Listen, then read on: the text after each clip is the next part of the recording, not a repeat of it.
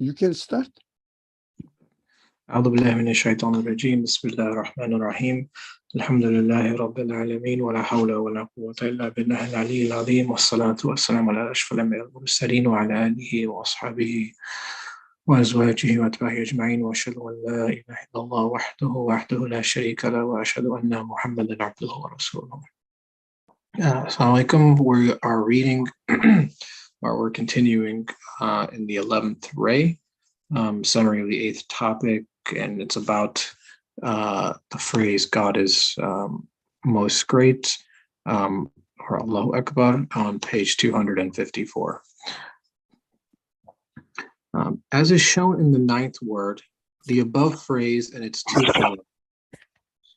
If you mind muting your mic. I'll remember. As is shown in the 9th word, the above phrase and its two fellows, that is, God is most great, and glory be to God, and all praise be to God, form the seeds and summaries of the ritual prayers. So God is most great, glory be to God, so Allahu Akbar, Subhanallah, and all praise be to God, Alhamdulillah, form the seeds and summaries of the ritual prayers, the index of all worship. And in order to corroborate the meaning of the prayers are repeated in the tasbihat following them. They provide the powerful answers to the questions arising from the wonderment, pleasure, and awe man feels at the strange, beautiful, extraordinary things he sees in the universe, which cause him to offer thanks and to feel awe at their grandeur. Moreover, at the end of the 16th word, it is described how at the festival of a private soldier and a field marshal entered the king's presence together. At the end of the 16th word, it is described how at the festival of a private soldier and a field marshal entered the king's presence together. Whereas other times, the soldier has contact with the field marshal only through his commanding officer.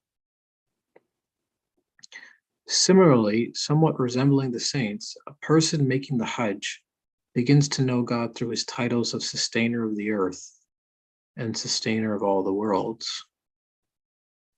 With its repetition, it is again God is most great that answers all the feverish, bewildered questions that overwhelm his spirit as the levels of grandeur unfold in his heart. With its repetition, it is again God is most great that answers all the feverish, bewildered questions that overwhelm his spirit as the levels of grandeur unfold in his heart. Furthermore, at the end of the 13th flash, it is described how it is again God is most great that replies most effectively to Satan's cunning wiles, cutting them at the root, as well as answering succinctly but powerfully a question about the hereafter. The phrase, all praise be to God, all praise be to God, also reminds us of resurrection. It says to us, I would have no meaning if there was no hereafter. I would have no meaning if there was no hereafter. For I say, to God is due all the praise and thanks that have been offered from pre-eternity to post-eternity. Whoever they have been offered by and to whom, for the chief of all bounties, and the only thing that makes bounty true bounty, and saves all conscious creatures from the endless calamities of non-existence, is eternal happiness. It is only eternal happiness that can equal to that universal meaning of mine. Yes, every day all believers saying at least 150 times after the obligatory prayers, all praise be to God, all praise be to God, as enjoined by the Sharia, and its being the expression of praise and thanks, which extend from pre-eternity to post-eternity, can only be the advanced price and immediate fee for paradise and eternal happiness. So it's being the expression of praise and thanks which extend from pre-eternity to post-eternity can only be the advanced price and immediate fee for paradise and eternal happiness. They offer thanks, since bounties are not restricted to the fleeting bounties of this world, which are tainted by the pains of transience, and see them as the means to eternal bounties. As for the second phrase, glory be to God, with its meaning of declaring God free of all partner, fault, defect, tyranny, impotence, unkindness, need, and deception, and all faults opposed to his perfection, beauty, and glory. It recalls eternal happiness and the realm of the hereafter and paradise within it, which are the means to his glory and beauty, and the majesty and perfection of his sovereignty. The phrase alludes to them and indicates them, for as has been proved previously, if there was no eternal happiness, both his sovereignty and his perfection, glory, beauty, and mercy would be stained by fault and defect. Like these three sacred phrases, in the name of God, and there is no God but God.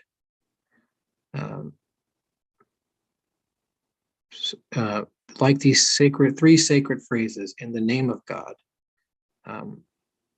So Bismillah, and there is no God but God. La ilaha illallah, and other blessed phrases are all seeds to the pillars of faith.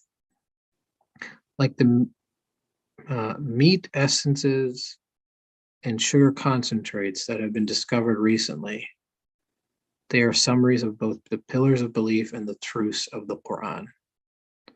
The three mentioned above are both the seeds of the 5 daily prayers, and they are the seeds of the Quran, sparkling like brilliance at the beginning of a number of shining surahs. So too are they the true sources and bases of the Risale-i-Nur, many of whose inspirations first came while I was reciting the Tasbihat following the prayers. They are the seeds of its truths. In respect of the sainthood and worship of Muhammad, peace and blessings be upon him. In respect of the sainthood and worship of Muhammad, peace and blessings be upon him, these phrases are the invocations of the Muhammadan way, which, following each of the 5 daily prayers, more than 100 million believers repeat together in a vast circle of remembrance. Their beads in their hands, they declare glory be to God 33 times. All praise be to God 33 times. And God is most great 33 times. You have surely understood now the great value of reciting 33 times after the 5 daily prayers in such a splendid circle for the remembrance of God. Each of those 3 blessed phrases, which as explained above, are the summaries and seeds of both the Quran and belief and the prayers. You have understood too the great reward they yield. The first topic at the beginning of this treatise forms an excellent lesson about the obligatory 5 daily prayers. Then, although I did not think of it, involuntarily, the end of here became an important lesson about the tasbihat following the prayers. Praise be to God for his bounties. Glory be unto you. We have no knowledge save that which you have taught us. Indeed, you are all-knowing, all-wise. Quran chapter 2, verse 32. And that is the end of the 8th topic.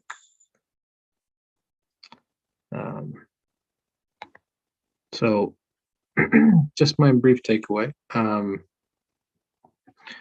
So he's going through the famous phrases, Subhanallah, glory be unto God, Alhamdulillah, all praise be to God, and Allahu Akbar, God is most great, that are recited quite often, and what's like the essence behind them, what's the meaning or kernel of truth behind them. And here he's saying that tasbihat are essentially they are the seed of the ritual prayer, and they provide, as he says in the first paragraph, these are really just one's conclusion. They're statement of conclusion that this like necessary human response that I have to my sort of experience of the world, my awe or wonderment at the universe, what's happening here. it's interesting that this magnificence can be so concisely summarized in these three phrases, but they essentially encapsulate everything. Like, what more can be said beyond these things? So,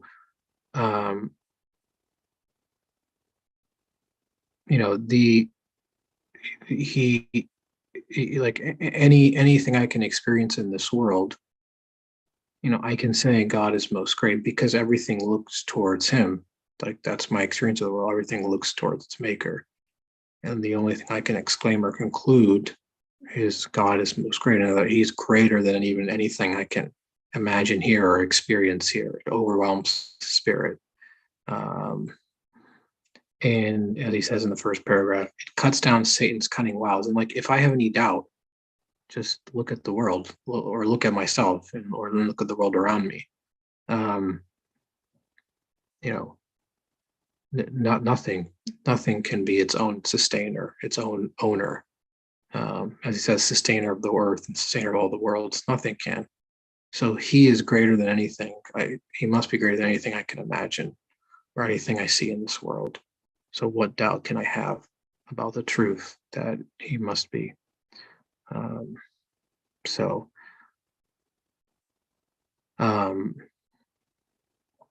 And I can go on, but maybe I can stop there and hear what everybody else is saying. But then he goes on to explain also, alhamdulillah, all praise be to God and glory be to God, subhanallah. But for anybody, I don't know if you have any thoughts on the first paragraph so far.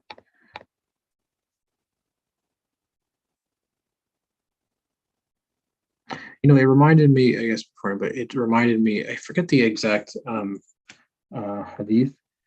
I don't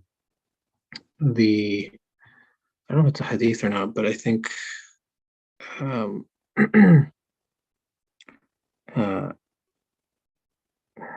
was something about Ali and Fatima, about how they, obviously their condition wasn't the best living condition wise. They didn't have much wealth or property. And rather than asking for money or what he was due from the treasury, I think the Prophet came to them because I think Fatima was in need of some sort of aid or service or help, to take care of the home and daily chores, because they were receiving so many people or emissaries, and they just did not have enough assistance. But then the Prophet gave them this as being more valuable or more beneficial to them, because then the concern was that if they did, then people would be saying that they're taking advantage of their sort of connection to the Prophet. So he gave them this, these tasbihat to say at the end of the prayer. So more valuable than anything that could be given in this world.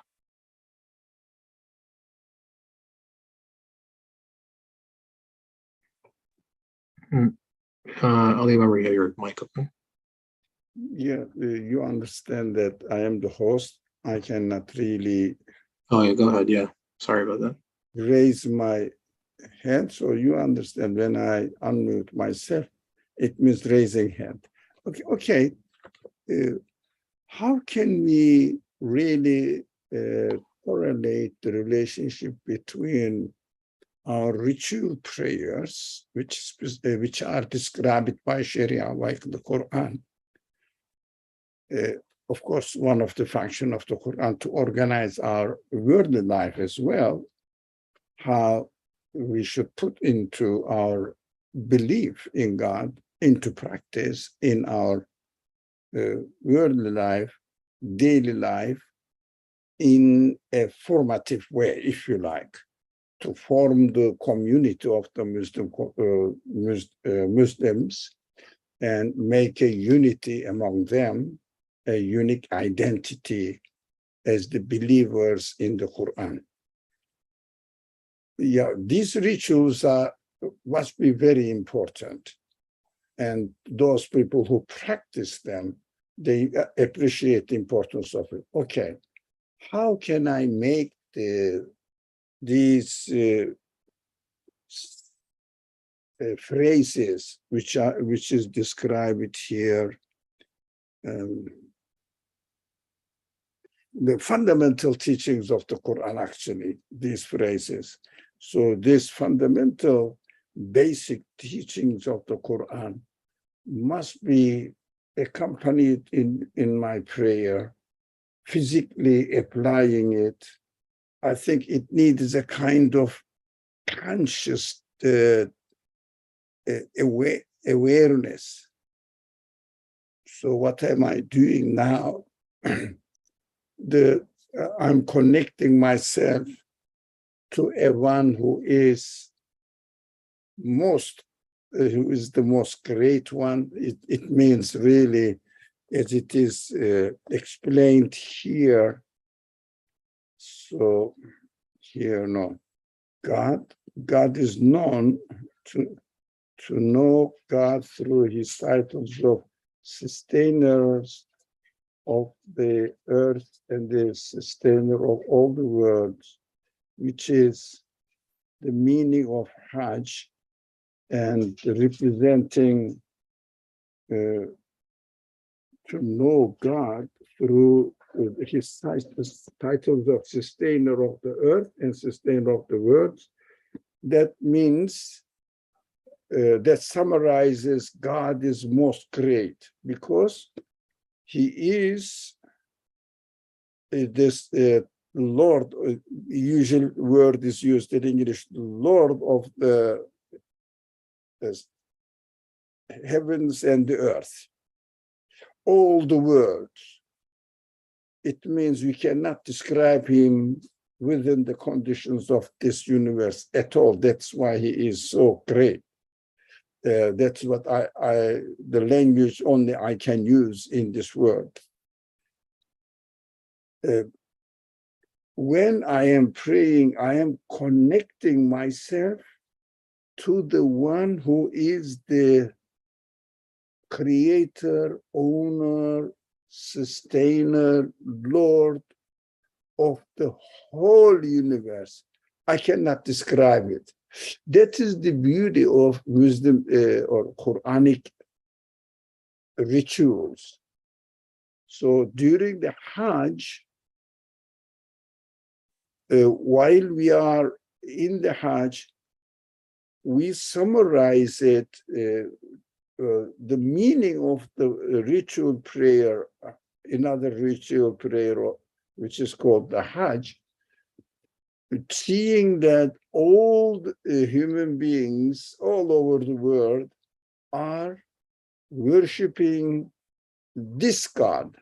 It means the Lord of the universe, creator of the heavens and the earth, everything declares him, but he is not describable within the limitations of this world.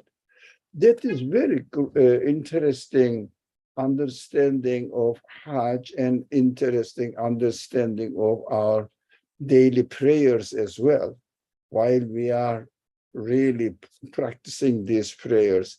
So we have to know that in my prayer, it is a short-term Hajj, as if it is a short-term Hajj, not really the ritual of Hajj, but for my Hajj. And in this, during this Hajj, I am standing up before the owner of the universe. And he is not here. That is why I can express myself only, but I cannot describe him within the conditions of this world.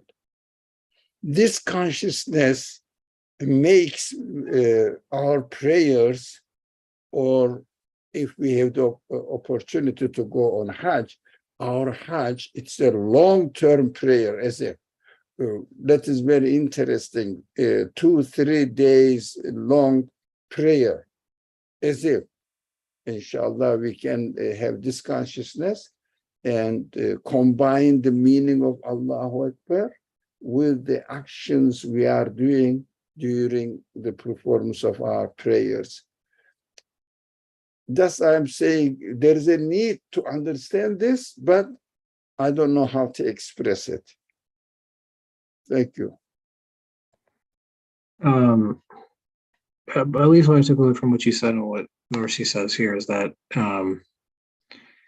it's, sort of like the seed or kernel of our prayer or of Hajj. It's that, while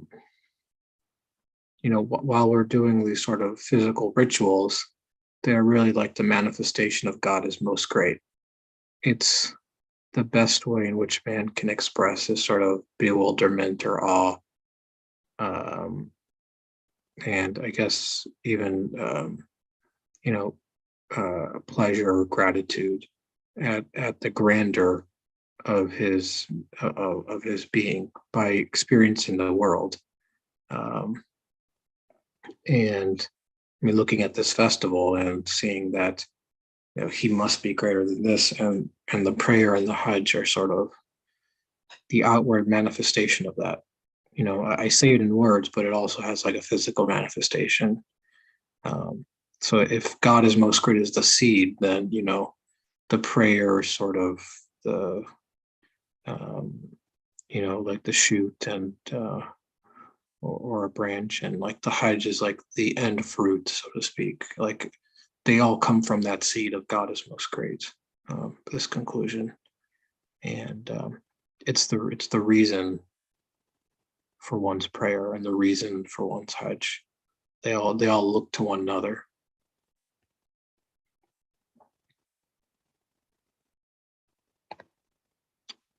Does anybody else have any other thoughts?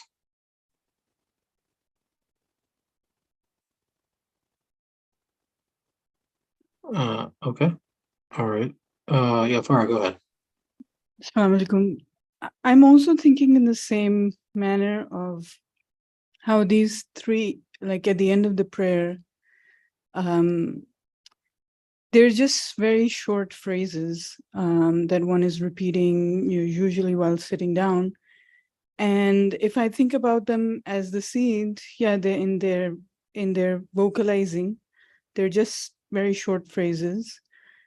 At the same time, I'm thinking to myself whether the fact that they are represented in, let's say, the different positions of the prayer, where the one of prostration seems to be the most reminiscent of saying God is most great, where the human individual person is representing his own reality as the one that is completely in need. And I'm sure, I mean, I'm not going to go and speculate about like the positions and the different phrases, but there is definitely an expression of, or a, let's say, a flourishing of those seeds in the very acts, physical acts of prayer, which are in these, various positions and are engaging the entire human body or the human self in this sense. And related to it is, I'm thinking to myself whether, if let's say I were to just repeat these phrases, knowing that they are the essence of my experience, my human experience on earth, would I be satisfied by just saying them? Or, and I'm thinking whether they are satisfactory in just their, as a mere invocation 33 times, or that the human being is also, I have to determine this for myself, whether I need this to be manifested in ways which satisfy my need for an expression, a complete, comprehensive expression that gets manifested in a prayer 5 times, and then Hajj, which is like, seems like a very, like the most comprehensive of one's expression of those 3 phrases, such that you it's not that you're invoking them individually or that you're invoking them at 5 particular times of the day, but that you are immersed in it completely from morning till the time you go to sleep or even further. So I'm trying to relate it to whether this is just like in terms of our communication, saying some things are not understood by just saying them, but rather they're also understood with an act, and then they're also understood by living them or becoming them. Is this how we are?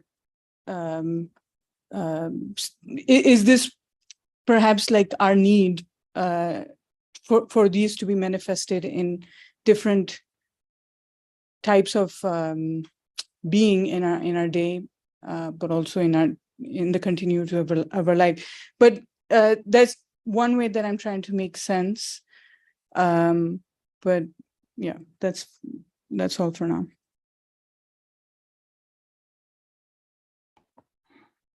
Well, I guess anybody else can answer this, but I think if I understood your question, is like, is that connection from what it, like the meaning it, or what it means necessary for the rest of my life, or practically speaking. And I would say, I guess, these phrases and this example, God is most great, by definition, if it's supposed to be a conclusion, by definition would be from our experience of life. Like, I can't conclude this in a vacuum. I have to experience the world. And like, that's what he mentions about, wonderment and awe and pleasure.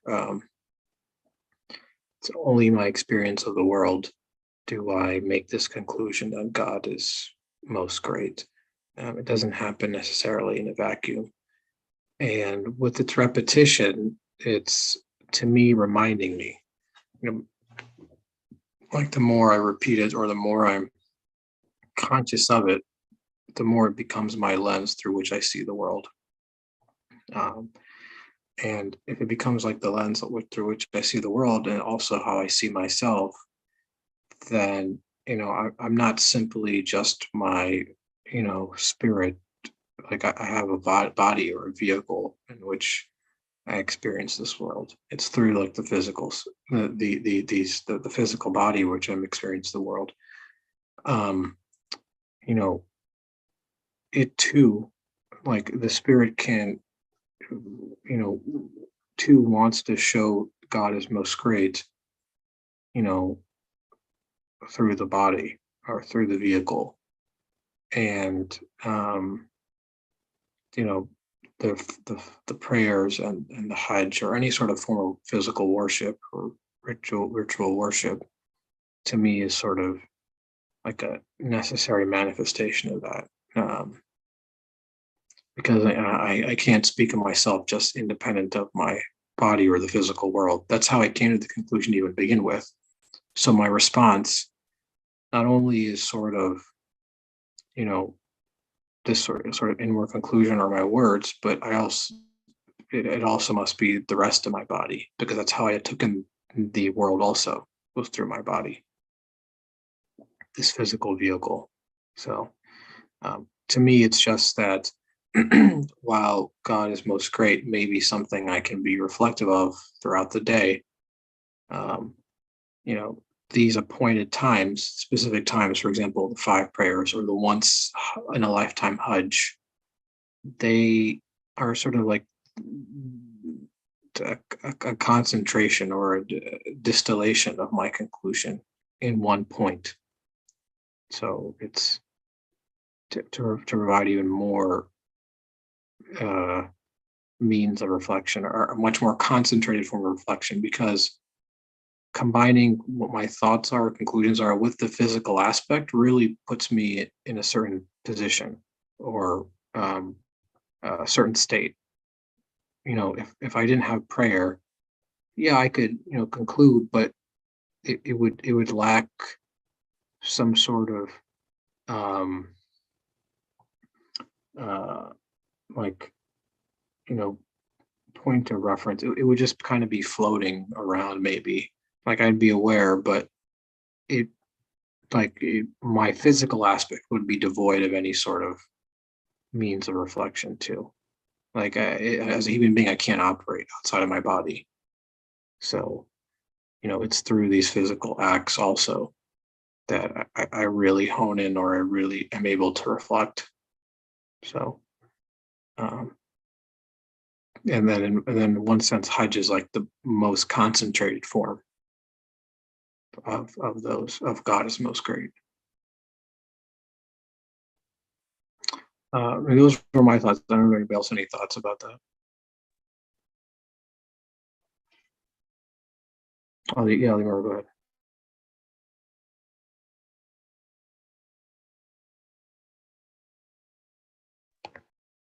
Are you talking? I don't think we can hear you. Sorry. I think you gave me the permission to speak. Yeah, go ahead. Go ahead. Okay, thank you very much. Thank you. Now, in the culture, we are told that in Hajj or in our daily prayers, of course, it is more difficult to understand this while we are fasting, while we are giving zakat, for example, and also applying the rules of Sharia. Even more difficult becomes more in need of very heavy concentration. We are told that in the culture, while we are praying, this is the simplest one, and not the simplest to understand, not the simplest rituals, but the most important ritual. But simplest to understand while we are praying, we say we keep hearing that we should be feeling that we are in the form of in the presence of God, or in front of God. So it is, literally it is correct, but practically it may be very misleading, and may cause some sort of imagination which is completely impossible, must be impossible according to the definitions of the Quran, teachings of the Quran. But how are we going to really put it into practice? It seems to be not very complicated. While we are praying, for example, we are expected to be aware that as the Quran or as the Quran describes God as an absolute creator being in ghaib. What does it mean, being in ghaib? It is interesting. God is in ghaib, but at the same time, I have to be in his presence. If something is in ghaib, how can I be in his presence? So that is puzzling. But we have to turn the understanding other way around. What does it mean, other way around? What do I mean by it?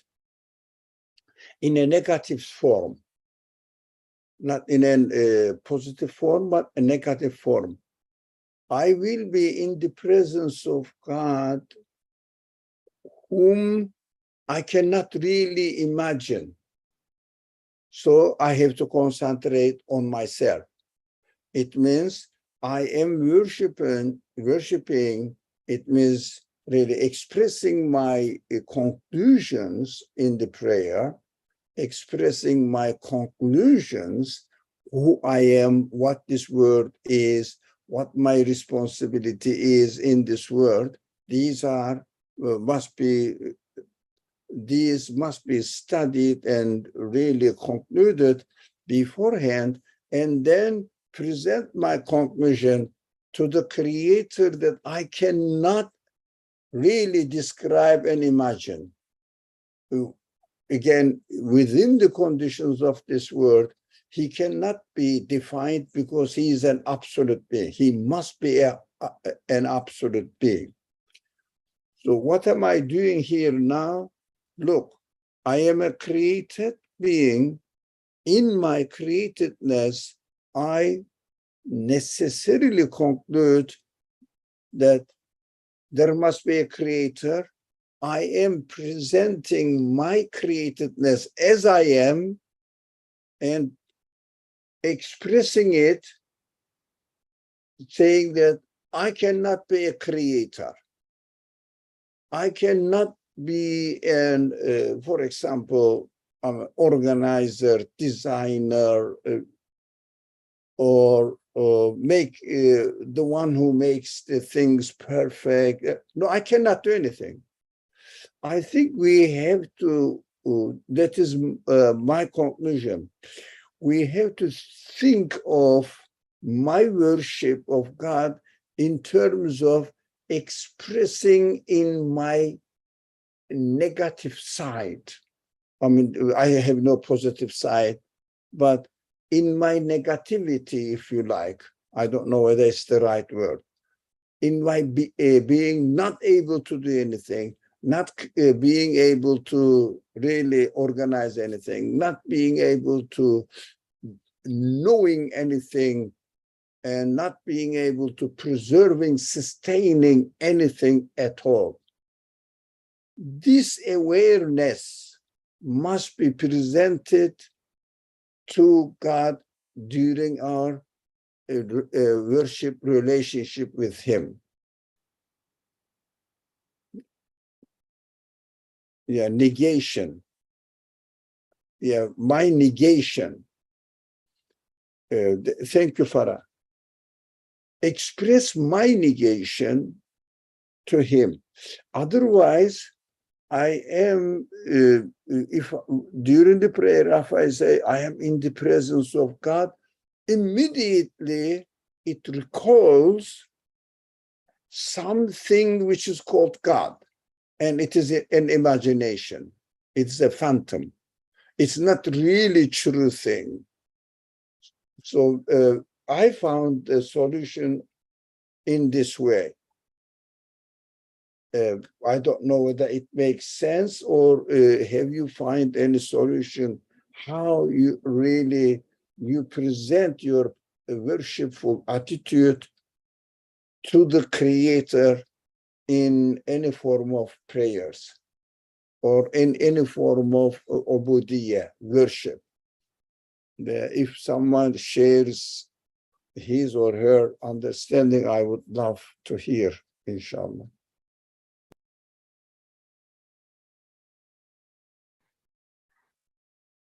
No, that's very helpful, because I agree with you that you can't, in the moment you say God, you can't imagine that being. So the only thing that man can do is, when he does come to his conclusion, is he's using his experience or his own understanding of himself, and saying that I am not those things, or I cannot be my sustainer or provider, or and I'm only given it, and I come to this conclusion and present it to him. To try to imagine God as like from the beginning, it's not like, I don't know. I can't. It's impossible. The only thing I can really reflect upon is who I am, and prayer as being that conclusion, manifestation of that conclusion. And one's conclusion always starts with the world. You can't start with God. You start with your experience of the world and then conclude God is most great. So that, to me, is what the prayer is also. So I don't know if far that answered your questions, or if you have any other thoughts. Yeah, I was just, it wasn't necessarily a question as much as just trying to relate the significance of the tasbihat to the actual ritualistic action. And I think with regards to the discussion that's just been going on, I forget the context of the other rituals, but to me, the ritual of fasting seems to be the most, let's say, representative of this attitude of negating the self, or negation, in the sense that even though, let's say someone is fasting outside of Ramadan, but even during Ramadan, it doesn't really matter too much. They're abstaining from food, not because they can't eat, but because they are actively affirming that they are not the source of their own sustenance, or that they're doing it to show or to acknowledge within themselves that their will or that their actions in this world are in response to their their source of existence, and the act in itself is one of, you could I think I can say, like, it is one of negation, in the sense of, like, you don't do anything that you would normally be doing, that you deny, let's say, or abstain from what you would normally do during the day, reaffirms your identity of who you really are. And so this act of negation, to me, seems quite well represented in the act of fasting. But as I was mentioning before, in my own experience, I think if I'm conscious and aware, the position of prostrating or the sajda is that, I like my identity is one of extreme need, and what we always have discussed in these sessions about the existential poverty. And in that moment, and I'm sure, I think we've discussed this at some point, and so I'm referencing a prior discussion, that when you are prostrating, you are saying, my God is the most, high, and I am literally in that physical position, the lowest one can be, which is to the ground.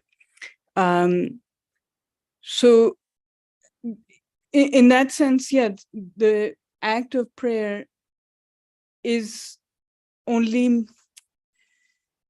not make sense, but like, it is this, again, another sort of articulation of one's, let's say, detachment, or reminding oneself of their true nature, of being in need, and hence standing to, in that position, supplicate. And it reminds me of this other prayer, people probably here know about it, where the entire prayer is structured that, I am let's say, hungry, and you are the provider of food. I am poor, and you're the provider of money. I am, thirsty, you're the provider of water. And so my entire identity is one based in I am not, I am not, I am not, and you are, and you are, and you are. Hence you are. So it's like a conclusion that comes from affirming what you are not. So, yeah. Thank you for that. I'll just briefly say, I do, as you said, you mentioned fast one negation, but as you mentioned, you can potentially see negation in prayer too by, you're bowing and prostrating. Even in the Hajj, when you make tawaf, that's sort of negation of the world or the value of the world. So, I think, remember you had your mic open if you wanted to say something.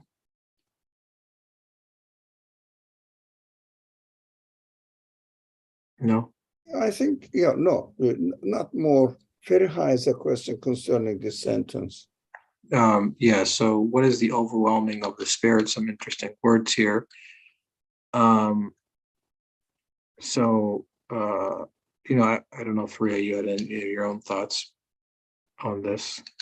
Um, you know, I think, at least to me, um, God is most great summarizes sort of my bewilderment of God, and that I can't imagine him, or uh, there's nothing I can say or to describe him. And the only thing I can say is God is most great. Um, you know, it's like, for example, maybe my bewildered question of, how is it possible that he can bring just one particle or myself into being, let alone the entirety of the cosmos from the beginning until the end? That's a bewildering question. Like, what power could he possibly have? Or what will could he possibly have to do that? Or what knowledge could he possibly have to do that? Either one particle or the sun or the entirety of the universe. That's overwhelming. And the only thing I can say is God is most great. It's beyond my capacity to even understand.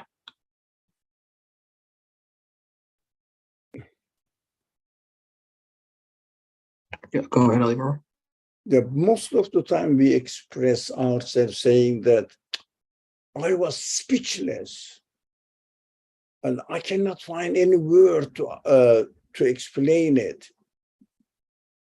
This sort of negative or negation language makes the subject so great beyond descriptions. Exactly, this is the overwhelming conclusion of the spirit. For my needs, that is what I need. And what is this? Really, I cannot tell you this. I cannot describe it. I think the best way of describing God's being absolute, describing God's being absolute, is I cannot describe it. To say that, to declare that I cannot describe it. I think although literally it doesn't mean that so, but really the heart of the meaning of Allahu Akbar means I cannot describe it. It is undescribable. That is what I can say about the owner of this universe. How can I describe the owner of the universe as a being who is confined to the limitations of this universe? I cannot describe it. This is I think, the best way of acknowledging God and practicing it in our prayers. I am now bowing or standing up or prostrating before somebody. It means physical expression before the one who is undescribable. That is why no object, nothing, and especially during the first period of the life of the Prophet, for example, even any kind of human description of God's creation is strongly rejected. Pictures or other forms of images, etc., all of them are, no. It cannot represent what the one who owns this universe can do it. A picture of a bird, for example, straight away rejected because the new worldview described the creator of the universe in such a way that no one can imitate him. No one can try to do something like what he did or he does. What he does. The sensitivity that time was so tense. Maybe nowadays, no one really tries to challenge God and represent God by drawing a picture. That is another matter that is beyond our scope of interest here. We don't study fiqh matters, but we have to understand that from this kind of tendencies, the heart of understanding God and establishing the worshipful relationship with Him lies in Allahu Akbar. This is the expression, meaning I cannot describe Him. That is the one I am speechless about His description. I cannot find any word to describe Him, because every word is represented by something else in this word. So I have to use an abstract knowledge, like even the term Akbar denotes something bigger is a comparison, but what we understand it should mean when it is applied to, or when it is used to describe God, whatever you can imagine, He is greater and beyond that being, that thing, your imagination. It is beyond. It means you cannot imagine. It means you cannot describe. That is the overwhelming, that overwhelms His spirit as the level of grandeur unfold in His heart. So the heart can only be satisfied with Allahu Akbar. Why? The one I need, it cannot be like any of this universe at all, any of the part of this universe at all. Heart says, yeah, that's what I want. The universe is nothing for me. What shall I do with the universe? It is pointless to have more than what I need here physically, but my heart, my spiritual world needs satisfaction by understanding of the owner of the universe as beyond description. It means, actually, I really like this word. I haven't found any better word to use it. The creator of this universe, the owner of this universe must be the absolute one, unimaginable. That's it. Thank you very much.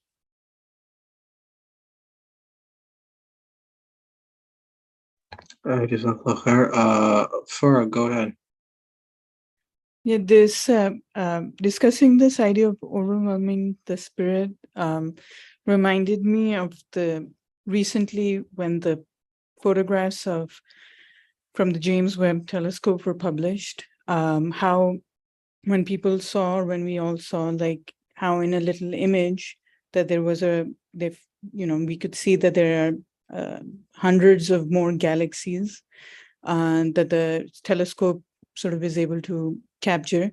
And then when you zoom out of it to realize how little of the sort of the universe or like space that image is from, that does leave you speechless completely and you cannot obviously fathom the vastness and the intricacy that exists on the universal level, but also within those universes and within those, there's an incredible amount of detail that your mind cannot comprehend. And in that moment, it is a matter of your emotion being overwhelmed, and all you, like either people who, let's say, do not believe in a creator of this sort of entire existence would just be like, yeah, we don't know what to think. The words that would just come to their mouths would just be like, we are overwhelmed by what we see. And then on the other hand, someone could also just say, Subhanallah or Allahu Akbar, and that is the best way to capture the awe and insignificance of a single human being to the grandeur and the vastness of creation. So it just reminded me of those images that were recently released. Yeah, thank you for that, for relevance. But yeah, speechlessness without some sort of conclusion doesn't mean anything. It's just being speechless. It's, the conclusion is really the result of that speechlessness or bewilderment. Adam, go ahead. Assalamu alaikum. Thank you all very much. Jazakallahu khair. It's a really, really good topic and very helpful and interesting. I don't know, did we cover the next part where it cuts off Satan's cunning wiles? No, did we cover that topic? And I want to understand a little bit about that before we close up today, if it's possible. Okay, I guess we can spend a couple of minutes with that. At least from what I took about from this was that in that cunning wiles, not necessarily to get me to disbelieve, but to maybe sow some doubt, or maybe make me to forget. And I look just kind of far as example, like I look at this I'm bewildered at this grandeur of the universe, the heavens and the earth, and may have some doubt as to what is causing it to be. But this conclusion reminds me that nothing in this world everything in this world is insignificant, in the sense that it has no power whatsoever, potentially, to do anything. And also potentially, maybe maybe Satan comes to me and says, oh, do you really think like he is all powerful, or can he really do X, Y, and Z, or does he really have control over your being, or can he really sustain you or provide for you, things like this? Or am I just doing this myself? Am I going through my life on my own? And this conclusion is also, it's like a reminder to say that, it's his being and his qualities are beyond anything I can imagine, anything I can conceive of. So how can I not necessarily attribute all things back to him? Because what power does anything in this world really have then? So it uproots any sort of doubt or I don't know what the other best word is, but question that I may have, and as well as he's just answering succinctly part of that question about the hereafter, and maybe it goes hand in hand. Like, okay, that's great that I'm living and I'm in bewilderment, but so what? At the end of it all, what does it all mean? I'm just going to die, as is everything else, and turn into dust. Maybe the universe is extinguished at one point. And it again answers my question. This conclusion again answers my need for eternity. This need to keep on being. This need to just not cease to be.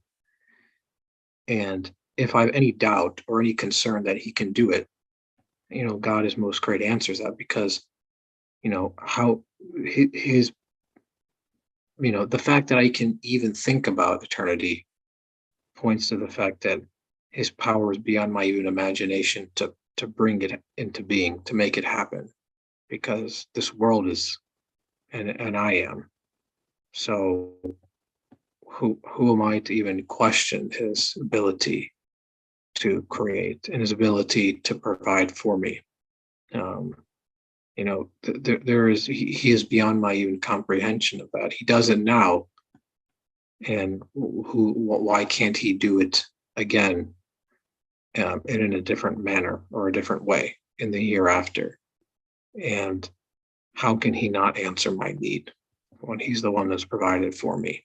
So it's not beyond his capacity or beyond his power, because it's more than even I can imagine. So I think it's difficult to create the universe because I think in sort of this spatial temporal relationship. Oh, I need to do this and then this and this to build something. But it's his power is greater than even that. This is a limitation of my ability to understand absolute. I can't understand absolute. It's beyond my capacity. That's what I took away from that. I don't. If you wanted to say something, or anybody else wanted to say something, go ahead, Ali. Remember This cunning wile, Satan's cunning wiles. We know Satan represents non-reality, non-existence.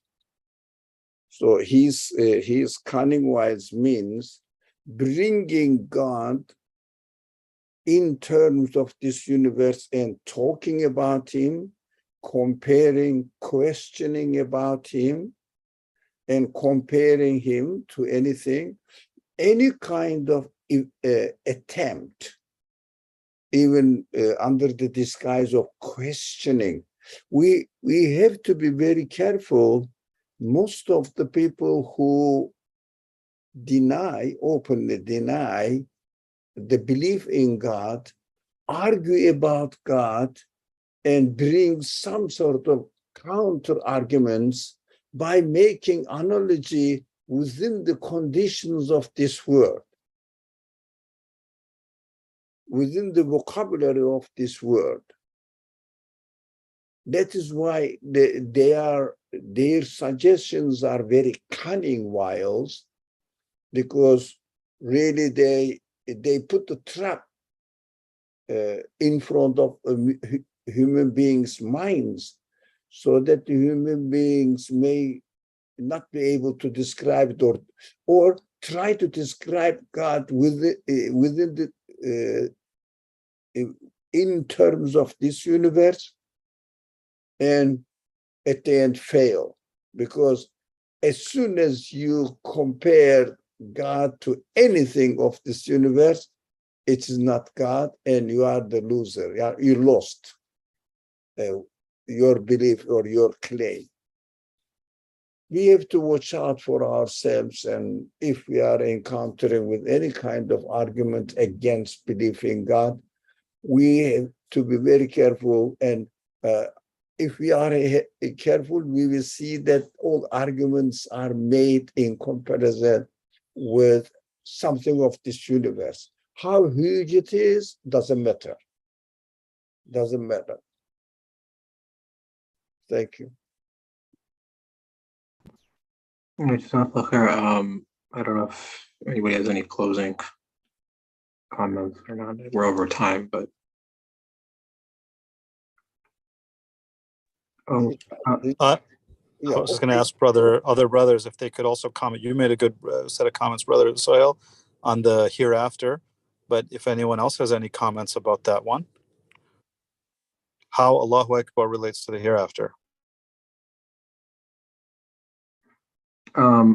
It's like, to what Ali was saying about, drawing comparison to me, like in the verse of the Quran, like, we are going to be dust and bones, he'll bring us back from bones, and that, we sort of, because like we think in the sort of the confines, the parameters of this universe, the space and time. And so we think that it's difficult because we perceive it from our own limit, the parameters of the universe, that to make something is difficult. But we're talking about creating or bringing something into non-being. We don't experience that. We're not witness to that because it's beyond our capacity to even understand. We just simply happen to be, but we can't fathom what it means to create. There's no sound comparison in this world. There's nothing that can be compared to creating. I can draw an analogy by building a building, but even that's limited. There's nothing that can truly be an equivalent analogy. And so as Ali was saying, people are deceived by the fact that, okay, trying to understand that aspect of resurrection from the perspective of the universe, or trying to explain its mechanism, because that's like what like these scientists try to do. They try, well, explain the mechanism or explain how it's even possible. Because they don't understand that what they're really talking about is that, the fact that humans happen to be, that's on account of someone who's beyond even their capacity to understand or grasp, comprehend.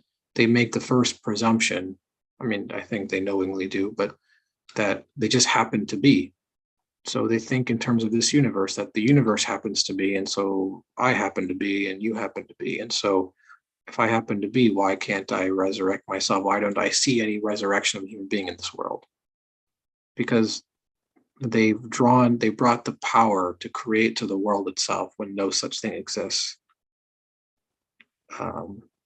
Whereas if I understand that and conclude that this power must belong to one who's beyond the world, beyond my capacity to understand, who must be absolute, then how can I even say that he does not have the power to recreate, because he does it every moment, or the power to resurrect, because he brings, the plants back to life every spring. So what about me and my eternal needs? It's my needs look to something or someone beyond the nature of the world. Whereas they would have me look to this world itself to fulfill my needs. That's, it's, the perspective is flawed.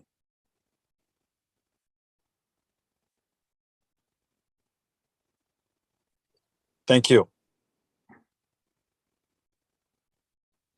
Does anybody else have any thoughts, concerns, questions?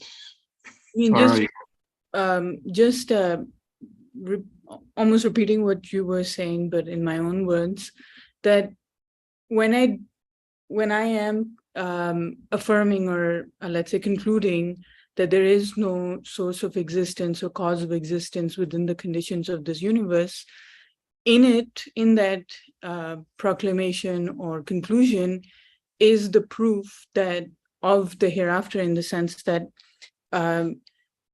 because there is no cause of existence in this universe, and every moment there is, at least I experience, a continuous creation, then every moment must have come into existence independently by this the source or cause that is able to do so. And so in the sense that saying Allahu Akbar is enough affirmation that that cause is not of this nature of the universe, then also that is implying that there is a continuous creation in every moment, because it is absolute, and there is nothing within creation that necessitates the next. Then this creation can continue even after my physical death. And so what I'm trying to express in a little bit of a poor articulation is that within the affirmation that the source is not of the nature of this universe is the proof for the hereafter, or another type of creation, because it is happening in every moment anyways. And it is a testament to a cause that does not exist, that cannot be possible within the conditions of this creation. So the basic point was that affirming the existence of the hereafter is within the claim or the conclusion that the cause of existence is not like anything found within the conditions of this universe. Thank you for that. Yeah, it's essentially saying that he must be absolute. So his power and will must be absolute. His mercy and compassion must be absolute. And as he alludes to, I guess next week we'll pick up, but that anything short of the hereafter or resurrection would be a contradiction to his perfection of who he is. And that's beyond the nature of the world. I can't capacitate that or understand that. So I cannot reduce the quality or the capacity of absolute to the creation and to this creation of the universe and coming to an end in any ways. So it is beyond imagining that there will be a time and there won't be any act of creation. And as far as my expectations are concerned, which is also created by him, they require that their existence should not come to an existence, should not come to an end. But if the creator of the universe is the absolute one, so there must be definitely another kind of creation which will respond to the need which is put in myself by him. That is the promise from him that he is going to satisfy it, and he can. Allahu Akbar means there is no end to his act of creation. As far as I am concerned, I'm dying, and I want, as far as I can see within the conditions of this universe, I'm done. But the spirit requires eternal creation.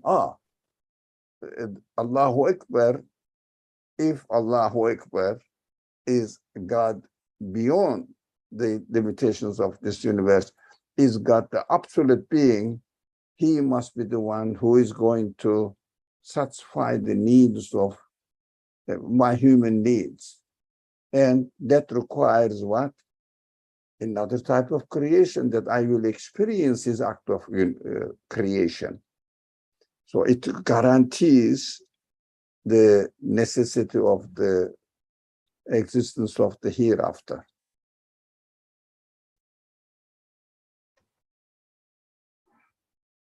Well, thank you all for sharing your comments. I think we'll close here. سبحانك لا علم لنا إلا ما علمتنا إنك أنت العليم الحكيم وآخر دعواهم الحمد لله